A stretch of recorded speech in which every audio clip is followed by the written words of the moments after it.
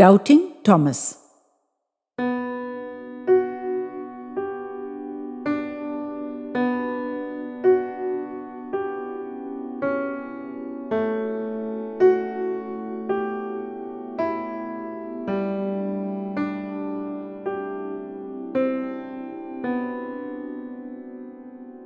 We'd just finished breakfast.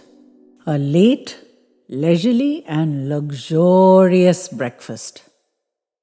We'd hardly been here 2 days at Mukul's house, but his mum had fed us so fantastically, we'd survive on only the memories. She sent her son Goodie boxes every month, and since they lived in Chennai and our college is only in Bangalore, they always come loaded with some really solid stuff. They're a lifesaver for us, forever starved and short of cash as we are. It's profitable to be Mux's friend in Hostel, man, I tell you. One day, out of the blue, someone said, "The food must be damn good in your house, no?" And he moaned, "Awesome, yaar, even if you don't compare it to the filth we get in this bloody hostel." And next thing, 4 of us had hatched a plan to go over for the weekend. We left on a Friday after college and were to return on the Sunday, that's today, after a late breakfast, taking back a huge parcel of food for the journey. Mux's mum maintained that she drained out the whole of Chennai's supplies of food to feed the 4 of us, but she didn't look too unhappy about it. We hadn't seen a vegetable the whole weekend, or if we had, it was so brilliantly camouflaged I hadn't recognized it. And no pedestrian kati rolls or biryanis had crossed our lips either, but all exotic, continental and Thai food and bakes and cakes and waffles and fantastic stuff we'd never heard of before and couldn't afford on our meager hostel budgets anyway. Which was just perfect, thank you very much. Akshay, Imran and I were in food heaven, man. We were just soaking it up. Since Friday evening, it's been a food fiesta defying all imagination. How Mux is such a slender fellow beats me, man. Everything tastes divine, and we've been having 3 helpings at every meal and topping that up with dessert and staggering away from the dining table almost at bursting point. But in just a few hours, we are tempted back by the fabulous aroma to give the whole thing one more shot. His mum has organized food for the return journey too. Enough to feed the whole bloody hostel, it seems now. But I know we'll polish it off on the way, and the poor saps at the hostel won't even get a sniff of it.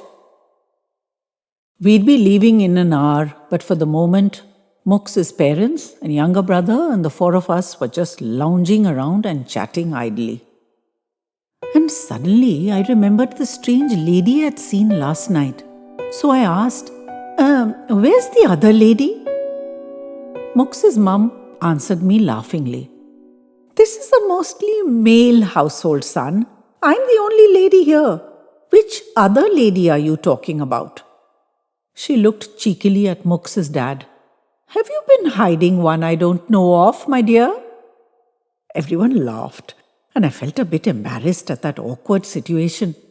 So I bumbled in with both feet, ass that I am. "Sorry, auntie, uncle. Even I hadn't seen her before, but I mean the lady in our room last night. She was sitting in a rocking chair in the corner in the glow of the pedestal lamp reading a book. Immi and Akki were out for the count, but I woke suddenly and surprised her, I think. She left without saying a word as soon as she caught me looking at her." Mux's mum looked indulgent. "You must have dreamt it, son.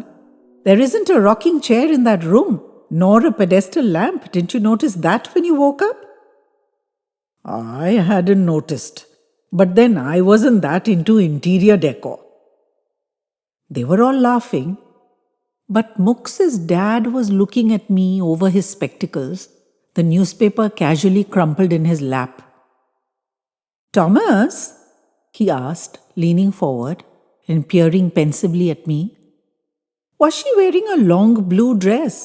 And was her hair loose, hanging long and curly to her waist?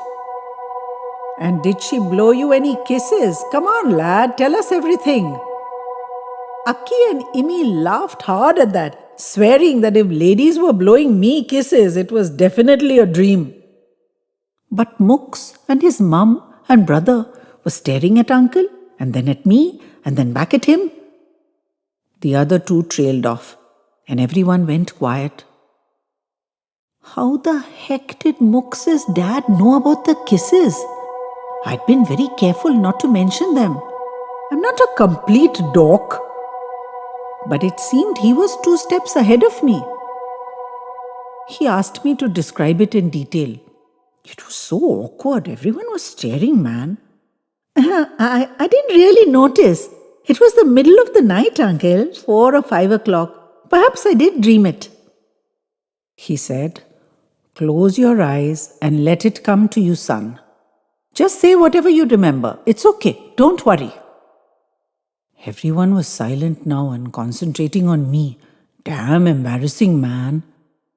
But he nodded encouragingly and looked very sincere, and no one was laughing anymore, so I gave it a shot.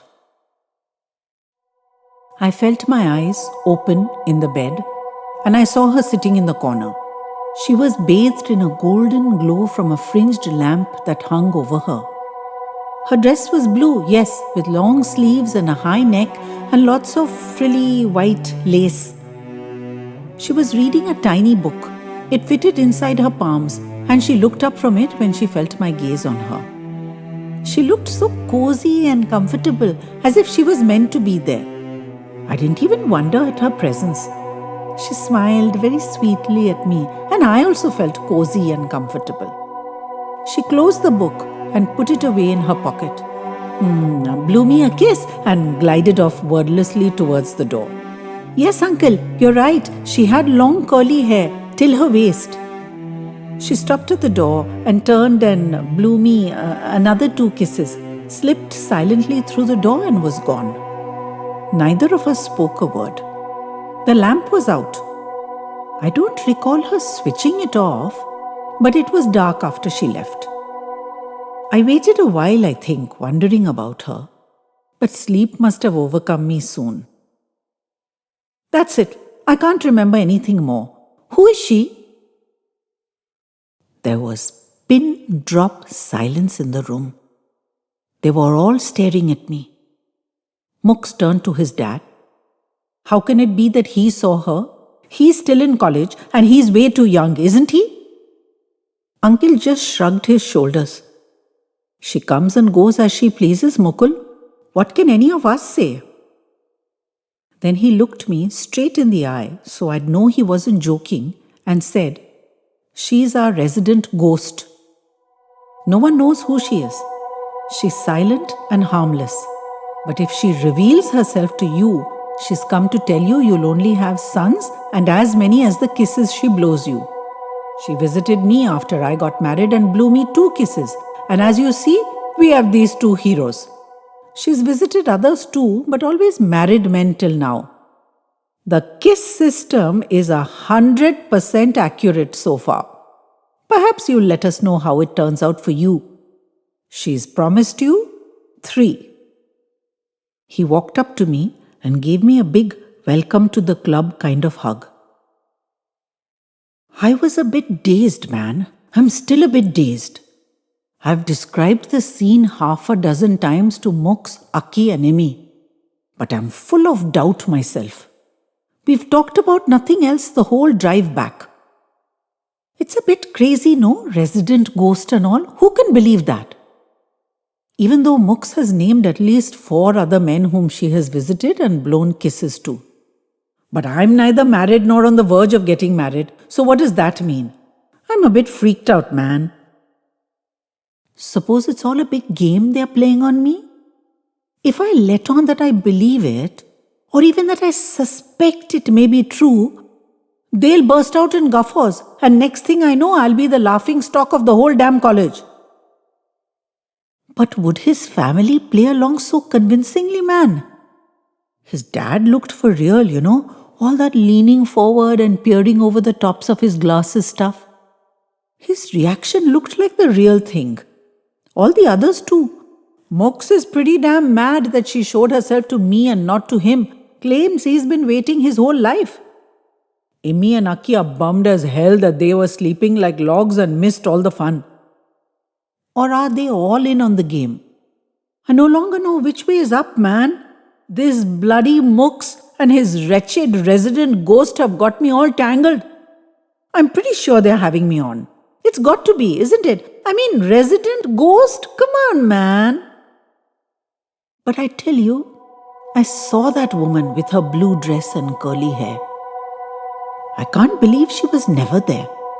I did see her after all. I'm pretty sure I saw her.